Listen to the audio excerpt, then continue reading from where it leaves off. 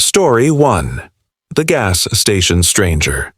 I used to work the overnight shift at a gas station in rural Pennsylvania. It wasn't the busiest place, and most nights were uneventful, just a few truckers stopping in for coffee and locals getting gas.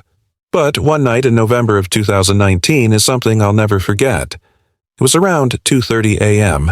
when a man walked in. He looked disheveled, wearing a torn hoodie, his face partly hidden by the hood. He didn't grab anything, didn't browse. He just stood near the entrance, staring at me. I gave him the usual, "Hey, how's it going?" But he didn't respond. Instead, he slowly walked toward the counter. My gut instantly told me something was off. When he got close, I noticed his hands were trembling. Then he leaned in and whispered, "You should call the cops. He's coming." I froze. "What do you mean?" I asked. But before I got an answer, the guy bolted out of the store. I grabbed my phone, debating whether to call 911, when I noticed something on the security monitor. Another man was standing at the edge of the parking lot, completely still, facing the gas station. I couldn't make out his features because the camera was grainy, but he wasn't moving, just watching. After a few minutes, the door rattled violently like someone was trying to force it open. I ran to the back room, locked the door, and dialed 911 with shaking hands. By the time the police arrived, both men were gone. But here's the chilling part. The officers reviewed the security footage with me. The first guy who warned me, he never showed up on camera. Only the second man at the edge of the lot was visible. To this day, I don't know if that warning was real, or if something else entirely was happening that night. All I know is I quit the job a week later.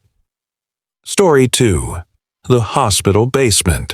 In 2017, I worked as a janitor for a small-town hospital in Ohio.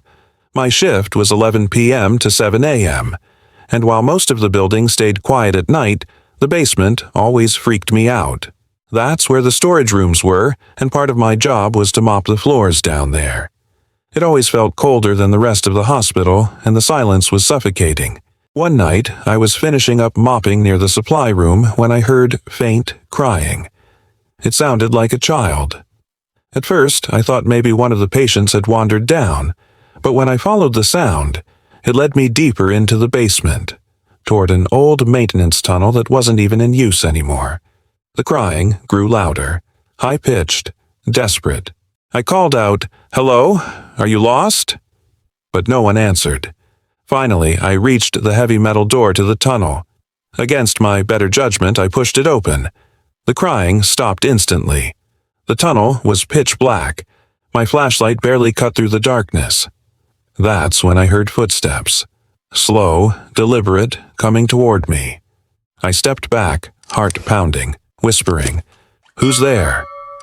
No response. Just those heavy footsteps getting closer, echoing in the dark. I slammed the door shut and ran back up to the main floor. I told one of the nurses, but when security checked, the tunnel was completely empty. No footprints, no sign of anyone. A few days later, I mentioned it to an older staff member. Her face went pale. She told me that years ago a fire had broken out in that tunnel, trapping several children from a visiting school group. None of them made it out. That was my last week at that hospital. I never went back to the basement again. Closing narration style, Mr. Nightmare tone. Working the night shift can be lonely, but sometimes the quiet darkness hides things we can't explain. Whether it is a mysterious stranger warning you of danger, or the lingering cries of children trapped in the past, one thing is for sure. The night shift is never truly empty.